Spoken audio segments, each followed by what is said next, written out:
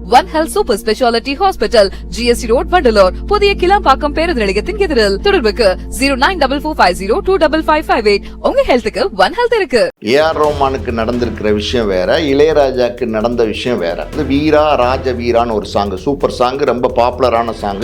அந்த சாங் வந்து AR ரோமான் music போட்டிருந்தாரு. அதாவது வந்து வாசிஃபுதீன் தாகர் அப்படின்ற ஒருத்தர் இருக்காரு. அவருடைய தந்தை, அவர் வந்து கர்நாடக சங்கீத பாடகர். அவர் வாசிஃபுதீன் தாகர்ங்கிறவர்.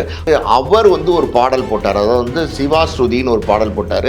அந்த பாடலினுடைய சாயெல்லாம் இந்த பாட்டில் இருக்கு. பாட்டில் இருந்து இன்ஸ்பயர் ஆகி எடுத்த ஒரு விஷயம் தான், காப்பி அடித்து எடுத்த விஷயம் தான் அப்படின்னு சொல்லி அவர் ஒரு வழக்கு டெல்லி நீதிமன்றத்தில் போடுறாரு. அந்த டெல்லி நீதிமன்றத்தில் வழக்கு விசாரணைக்கு வருது, வழக்கு நடக்குது. வழக்கு நடந்ததுக்கப்புறம் நீதிபதிகள் வந்து ரெண்டு பாடலையும் கம்பேர் பண்ணி பார்க்குறாங்க.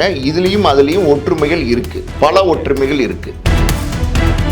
இப்போ இங்கே நடந்திருக்கிறது என்னென்னா, ஏஆர் ரோமானும் கிட்டத்தட்ட பார்த்தீங்கன்னா ஒரு பாடலினுடைய இன்ஸ்பிரேஷனில் சில விஷயங்களை வந்து டச் பண்ணி எடுத்திருக்கிறதுக்கு வாய்ப்பு இருக்கலாம். அந்த பாடலை நம்ம கேட்டால் தான் அதுவும் ஒன்றான்னு நமக்கு தெரியும். இது வந்து பல இடங்களில் பல நேரங்களில் நடந்திருக்கு. இப்போ ஒன்றும் இல்லை, இளையராஜா காப்பி கேட்டுன்னு நீங்கள் வந்து கூகுளில் போய் சர்ச் பண்ணிங்கன்னா, இளையராஜா ஒரு பல வெளிநாட்டு பாடல்கள்லேருந்து, அந்த காலத்தில் தெரியாத பாடல்கள்லேருந்து நிறைய இன்ஸ்பயர் பண்ணி தமிழ் பாட்டு போட்டிருக்காரு.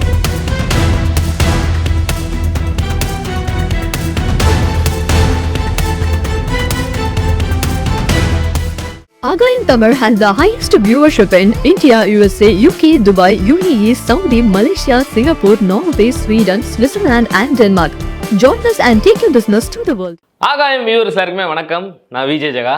நமக்கு இன்னைக்கு சினிமா விமர்சகர், ஆஸ்கர் மூவிஸ் ப்ரொடியூசர் பாலாஜி பிரபு சார் இருக்காங்க. வணக்கம் சார். வணக்கம். எப்படி இருக்கீங்க? நல்லா இருக்கேன். நாட்டில் நிறைய பிரச்சனை நடந்துட்டு இருக்கு சார். அதில் அதிகபட்சமாக ரீசெண்டாக நடக்கிற பிரச்சனை இந்த பிரச்சனையெல்லாம் இருக்குன்னு நினைக்கிறேன். எங்கே பார்த்தாலும் காப்பி ரைட்டுன்னு சொல்லிட்டு ஒரு ப்ராப்ளம் கிரியேட் ஆகிட்டே இருக்குது. ஸோ அது இளையராஜா சாருக்கு தான் அந்த ப்ராப்ளம் வந்து இப்போ ரீசெண்டாக போய்கிட்டு இருக்கு அப்படின்னு பார்த்தா, இப்போ இசை புயல் ஏஆர் ரஹ்மானுக்கும் அந்த ஒரு பிரச்சனை வந்திருக்கு அப்படின்னு சொல்கிறாங்க. ஆனால் அந்த பிரச்சனை வந்து அவர் மூலயமா வந்து நடந்திருக்கு அப்படின்னு சொல்லியிருக்காங்க சார். ஸோ இந்த காப்பிரைட் இஷ்யூ பற்றி சொல்லுங்கள். ஏஆர் ரோமானுக்கு நடந்திருக்கிற விஷயம் வேற, இளையராஜாக்கு நடந்த விஷயம் வேற. இப்போ முதல்ல ஏஆர் ரோமானுக்கு என்ன நடந்திருக்குன்னு நம்ம பார்ப்போம். அதாவது வந்து பொன்னியின் செல்வன் பார்ட் 2 அந்த படத்தில் வந்து வீரா ராஜ வீரான்னு ஒரு சாங், சூப்பர் சாங், ரொம்ப பாப்புலரான சாங். அந்த சாங் வந்து ஏஆர் ரோமான் மியூசிக் போட்டிருந்தார். ஓகேவா? அந்த சாங்குடைய சாயல், அந்த சாங்குடைய சுதி, அந்த சாங்குடைய பேட்டர்ன் எல்லாம் பார்த்தீங்கன்னா, அதாவது வந்து வாசிஃபுதீன் தாகர் அப்படின்ற ஒருத்தர் இருக்காரு. அவருடைய தந்தை, அவர் வந்து கர்நாடக சங்கீத பாடகர். அவர் வாசிஃபுதீன் தாகர்ங்கிறவர். அவரோட தந்தையார், அதாவது வந்து அவர் வந்து ஒரு பாடல் போட்டார், அதாவது வந்து சிவா ஸ்ருதின்னு ஒரு பாடல் போட்டார். அந்த பாடலினுடைய சாயெல்லாம் இந்த பாட்டில் இருக்கு. ஆமாம், வீரா ராஜ வீராங்கிற பாட்டில் இந்த சாயெல்லாம் இருக்கு. அதனால வந்து பாட்டிலேருந்து இன்ஸ்பயர் ஆகி எடுத்த ஒரு விஷயம் தான், காப்பி அடித்து எடுத்த விஷயம் தான் அப்படின்னு சொல்லி அவர் ஒரு வழக்கு டெல்லி நீதிமன்றத்தில் போடுறாரு. அந்த டெல்லி நீதிமன்றத்தில் வழக்கு விசாரணைக்கு வருது, வழக்கு நடக்குது. வழக்கு நடந்ததுக்கப்புறம் நீதிபதிகள் வந்து ரெண்டு பாடலையும் கம்பேர் பண்ணி பார்க்குறாங்க. இதுலயும் அதுலயும் ஒற்றுமைகள் இருக்கு, பல ஒற்றுமைகள் இருக்கு. வீரராஜா வீரா அந்த பாட்டையும் சிவாஸ்துதி, ஆமா, இந்த பாட்டையும் அந்த பாட்டுக்கும் இந்த பாட்டுக்கும் நிறைய ஒற்றுமைகள் இருக்கு. இந்த சிவாஸ்துதிங்கிற ஆல்பம் யார் பண்ணான்னா, நான் சொன்னேன்ல, இந்த வாசிஃபுதீன் தாகர்ங்கிறவோட அப்பா பண்ணாரு. ஓகேவா? இப்போ அவருடைய மகன் இது கிளைம் பண்ணியிருக்காரு, எங்க அப்பா பண்ண பாட்டு மாதிரியே இருக்கு, எங்கள் அப்பா பண்ண பாட்டு தான், அதுலேருந்து இன்ஸ்பயர் ஆகி, இல்லைன்னா அதுலேருந்து காப்பி அடித்து எடுத்த பாட்டு தான், அதனால் எனக்கு நஷ்டீடு கொடுக்கணும்னு 2 கோடி ரூபா நஷ்டீடு கிளைம் பண்ணுறாரு. அந்த 2 கோடி ரூபாயை வந்து நான் சொன்ன நீதிபதிகள் பார்த்துட்டு ரெண்டும் ஒன்றா தான் இருக்குது அப்படின்னு சொல்லி 2 கோடி ரூபா நஷ்டீடு கொடுக்க சொல்லி ஏஆர் ரஹ்மானுக்கு சொல்லியிருக்காங்க. ஆனால் என்ன மேட்டர்னா, இது ஒரு விஷயம் இருக்குன்னு வச்சுக்கோங்களேன். அந்த விஷயத்தில் இப்போ ஆர்ட்டை பொறுத்த வரைக்கும், கலையை பொறுத்த வரைக்கும், அது இசையாகட்டும் இல்லைன்னா வேறு எந்த வடிவமாக ஆகட்டும், ஒரு விஷயத்தில் இன்ஸ்பயர் ஆகிறதுன்னு சொல்லுவாங்க. ஒரு நல்ல பெரிய வெற்றி படமாக இருக்கும், அந்த படத்தில் இன்ஸ்பயர் ஆகி பார்த்தீங்கன்னா ஒரு படத்தை எடுப்பாங்க. நம்ம ஒரு உதாரணத்துக்கு சொல்லணும்னா, தில்லானா மோகனாம்பால்னு வந்து சிவாஜியும் பத்மினியும் நடித்த ஒரு படம் வந்துச்சு. அதாவது உங்களுக்குலாம் தெரிஞ்சிருக்க வாய்ப்பு இல்லைன்னு நினைக்கிறேன். பயங்கரமான பிரமாதமான படம். அதாவது வந்து ஒரு கிளாசிக்கல், அந்த ஒரு கர்நாடக நாதஸ்வரம் வாசிக்கிறவர், ஒரு டான்ஸர் அவங்க பத்மினி. சிவாஜி வந்து ஒரு நாதஸ்வரம் வாசிக்கிறவர். இவங்களுக்குள்ள ஒரு லவ், அது ஒரு குரூப், அதாவது வந்து ஒரு கலாட்டாவாக ஒரு மியூசிக் ட்ரூப்னு வச்சுக்கோங்களேன். அந்த ட்ரூப் வந்து எப்படின்னா, ஒரு பல இடங்களுக்கு ட்ராவல் பண்ணுவாங்க, பல இடங்களில் பாட்டு கச்சேரி நடத்துவாங்க.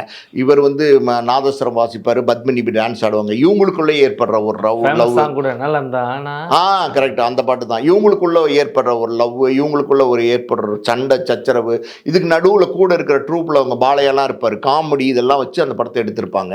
அந்த படத்தினுடைய இன்ஸ்பிரேஷனில் தான் வந்து பல வருடங்களுக்கு அப்புறம் வந்து கரகாட்டக்காரங்கிற படம் வந்துச்சு. ராமராஜனும் கனகா நடிச்சிருந்தாங்க இல்லையா, அந்த படம் வந்து திலானா மோகனாம்பாள் படத்தோட இன்ஸ்பிரேஷன்.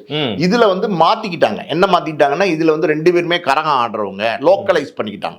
அது வந்து கொஞ்சம் கிளாசிக்கா இருக்கும் அந்த படம். அந்த படம் வந்து வேற ஒரு வடிவம், அந்த படத்துக்கும் இதுக்கும் கம்பாரிசனே பண்ண முடியாது. இருந்தாலும் இது இன்னைக்கு ட்ரெண்டுக்கு ஏற்ற மாதிரி லோக்கலைஸ் பண்ணி கரகாட்டக்காரன் எடுக்கிறாங்க. ராமராஜனும் கனகாவும் 2 பேரும் டான்ஸ் ஆடுற மாதிரி, அவங்களுக்குள்ள ஒரு சண்டை, அவங்களுக்குள்ள ஒரு காதல், அதுக்கு நடுவில் கவுண்டமணி செந்திலோட எப்படி கோவை சரலா இவங்களோட நகைச்சுவைகள் இதெல்லாம் மிக்ஸ் பண்ணி, இவங்களும் என்ன பாருங்க பேட்டர்ன் பாருங்க, இவங்களும் பல ஊருக்கு போய் டான்ஸ் ஆடுவாங்க, பல கச்சேரியில் போய் டான்ஸ் ஆடுவாங்க. ஆனால் என்னென்னா கரகம் ஆடுவாங்க.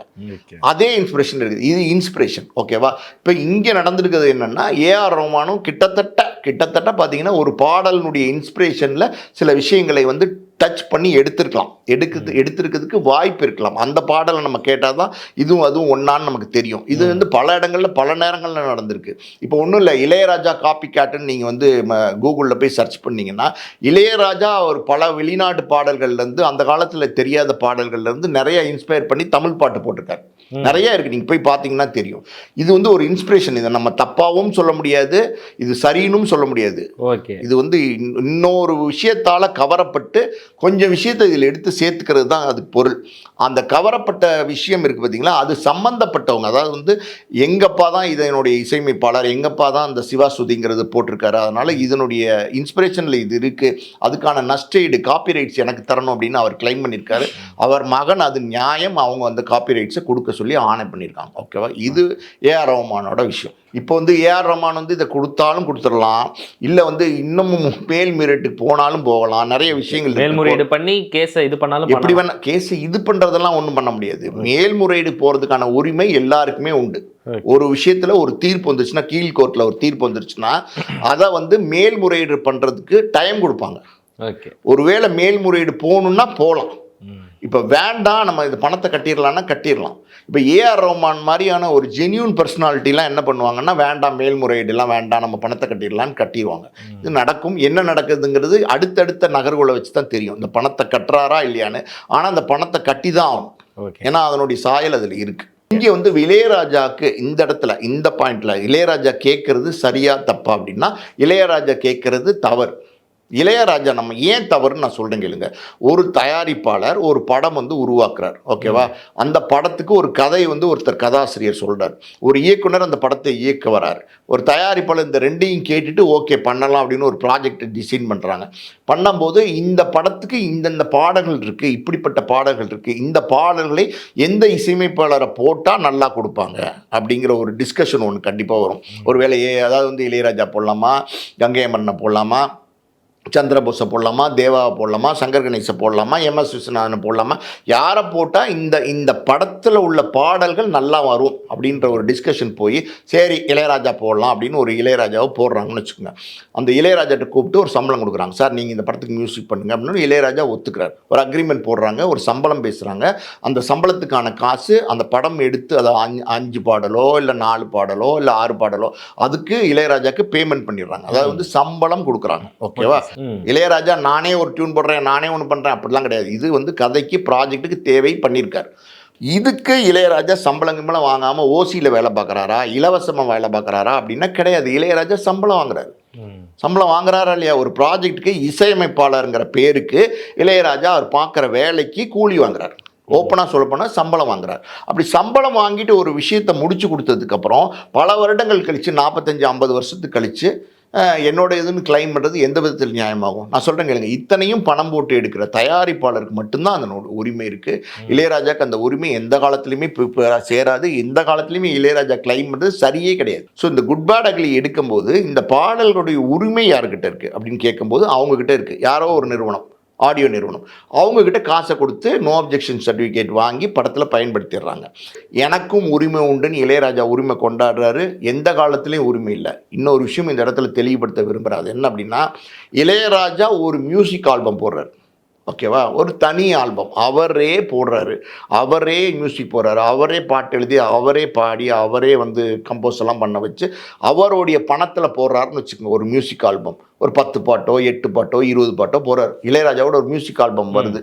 அந்த மாதிரி வந்த ஆல்பத்துடைய ஆடியோ ரைட்ஸ் இவர் கிளைம் பண்ணலாம்னா கிளைம் பண்ணலாம். காரணம் என்ன, இவர் தான் அதனுடைய உரிமையாளர், இவர் தான் தயாரிப்பாளர் இந்த மியூசிக் ஆல்பத்துக்கு.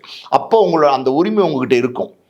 அப்போ நீங்கள் கேட்கலாம். வேற ஒரு தயாரிப்பாளர்கிட்ட சம்பளம் வாங்கிட்டு எனக்கு 45 வருஷம் கழிச்சு யார் பாட்டு போட்டாலும் யார் வந்து படத்தில் இது பண்ணாலும் பாப்புலராக ஓடினா எனக்கும் கொடுன்னா சரியான விஷயம் கிடையாது. இதே மாதிரி வேற எந்த தயாரிப்பாளர் ஏதாவது வேற எந்த இசையமைப்பாளராவது கேட்குறாங்களான்னு பாருங்கள். யாராவது கேட்குறாங்களா? அப்படி யாருமே கேட்கல. அப்போ நீங்களே புரிஞ்சுக்குங்க இளையராஜா கேட்குறது சரியா தப்பான்னு. சாங்காவே அவர் கேட்கறது தப்பு தான் அப்படின்ற மாதிரி 100% இளையராஜா கேட்கறது தப்பு. இளையராஜாக்கு அதில் சம்பந்தமே கிடையாது, உரிமையே கிடையாது. அடிச்சு சொல்கிறேன். அதாவது இசைஞானி அவர்களுடைய இந்த பாடல்களால தான் இப்போ குட் பேட் அக்லி ஹிட் ஆச்சு அப்படின்னு கங்கை மரன் சொல்றாருல சார். ஸோ இந்த ஸ்டேட்மெண்ட்டை நீங்கள் எப்படி பார்க்குறீங்க? இப்போ கங்கைமரன் மேடை ஏறி சொல்லியிருக்காரு. என்ன சொல்லியிருக்காருன்னா, என்னுடைய அண்ணனுடைய பாட்டுக்கு தான் கை தட்டுறாங்க, என்னோட அண்ணனோட பாட்டுக்கு தான் ஆர்வம் பண்றாங்க, என்னுடைய அண்ணன் போட்ட பாட்டு தான் பாப்புலர், என்ன அண்ணன் தான் எல்லாம் அப்படிங்கிற மாதிரி பேசியிருக்காரு. அவர் என்ன ஓங்கி அடிச்சு ரொம்ப வந்து அழுத்தமா ஒரு விஷயம் என்ன சொல்றாருன்னா, அதாவது வந்து ஒத்தருவா தாரைங்கிற பாட்டெல்லாம் யார் போட்ட பாட்டு, அந்த பாட்டுக்கு இன்னைக்கு கை தட்டுறாங்கன்னா யாருக்காண்டி கை தட்டுறாங்க, இளையராஜாக்காண்டி கை தட்டுறாங்க, எங்க அண்ணனுக்காண்டி கை தட்டுறாங்க அப்படின்னு அவர் ஆரவாரமா பேசுறது இருக்குல்ல பார்த்தீங்களா. அது வந்து அவர் ஒரு அண்ணன் மேல இருக்கிற பாசத்துல பேசுறாரு. அப்படி வேணா நம்ம எடுத்துக்கலாமே தவிர, அஜித்தினுடைய ஃபேம் இருக்கு பார்த்தீங்களா, அஜித்தினுடைய மாசு, அஜித்துக்கு இவ்வளோ ரசிகர்கள் பட்டாளம் இருக்குது. ஒரு பாட்டை போடும்போது அந்த பாட்டோடு சேர்ந்து அஜித் அங்கே ஆடுறாரு, பாடுறாரு, அங்கே எல்லாமே பண்ணுறாரு. அஜித்துக்காண்டி தான் அந்த படத்தை வந்து பார்க்குறாங்க, அஜித்துக்காண்டி தான் இப்போ வந்து கைதட்டி பார்க்குறாங்க, ரசிக்கிறாங்க, கொண்டாடுறாங்க. எல்லாமே இளையராஜாக்காண்டி கிடையாது. இளையராஜா அதுக்காண்டி பாடல்கள் மோசமாக போட்டிருக்காரு, அவருடைய பாடல்கள் நல்லா இல்லை அப்படிலாம் நம்ம சொல்லவே கிடையாது. ஆனால் இந்த குட் பேட் அக்லியை பொறுத்த வரைக்கும் இந்த பாடல்களுக்கு கைதட்டி ரசிக்கிறாங்கல்ல, இது அஜித்துக்காண்டி தான். இப்போ கங்கை அமரன் சொல்கிறாரு, என்னுடைய அண்ணனுடைய பாட்டு தான் கைதட்டி ரசிக்கிறாங்க, அஜித்துக்காண்டி இல்லைங்கிற மாதிரி சொல்லியிருக்காரு. ஓகேவா. அவருடைய மகன் பிரேம்ஜி என்ன சொல்லியிருக்காருன்னா, தலைக்காண்டி தான் ஓடுது பாட்டு, படம் கலைக்காண்டி தான் கைதட்டி ரசிக்கிறாங்கன்னு அவரே சொல்லியிருக்காரு. இதெல்லாம் இல்லாமல் நான் ஒரு விஷயம் சொல்கிறேன் கேளுங்க. இப்போ இதே மாதிரி ஒரு சிச்சுவேஷனில் குட் பேட் அக்லி மாதிரி ஒரு படத்தில் கவின் ஒரு நடிகர் நடிக்கிறார்.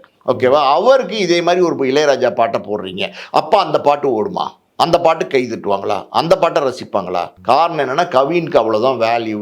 இந்த பாட்டை ரசித்து கை தட்டுவாங்களான்னா, இந்த பாட்டை ரசித்து கை தட்டினாங்க எப்போனா 40 வருஷத்துக்கு முன்னாடி பழைய பாடல் இன்னைக்கு மறுபடியும் போடும்போது, அஜித்துங்கிற இமேஜோடு போடும்போது அது கை தட்டி ரசித்தாங்க. வேற ஒரு அடையாளம் தெரியாத நடிகரை வந்து நீங்கள் வச்சு எடுத்திருந்தீங்கன்னா இந்த ஆர்ப்பாட்டம், இந்த கொண்டாட்டம், இந்த கைதட்டல்லாம் கண்டிப்பாக கிடச்சிருக்காது. அப்போ இதுலேருந்து என்ன தெரிய வருதுன்னா, குட் பேட் அக்லியில் கைதட்டல் கிடைச்சது வந்து அஜித்துக்கு தானே தவிர இளையராஜா இல்ல. நிறைய பேருக்கு ஒரு பெரிய வருத்தம் இருக்கு சார். என்ன அப்படின்னா, இப்போ ஒண்ணுமே இல்லை, ஸ்டார்டிங்ல பேசின மாதிரி இத்தனைக்கும் பாட்டு அவர் போடல, அவர் அப்பா போட்டு தான் வந்து காப்பிரைட் வந்து கிளைம் பண்ணி, எங்க அப்பா இந்த மாதிரி ஒரு 4 பாட்டு போட்டு வைக்கலையே அதை சொல்ல வரீங்களா அப்படின்ற ஒரு கவலை தான். பட் இருந்தாலும் ஓகே சார். ஸோ இன்னைக்கு காப்பிரைட் இஷ்யூ பத்தி நிறைய விஷயங்கள் இன்ட்ரெஸ்டிங்காக வந்து ஷேர் பண்ணிட்டு இருந்தீங்க. Thank you so much sir. நன்றி.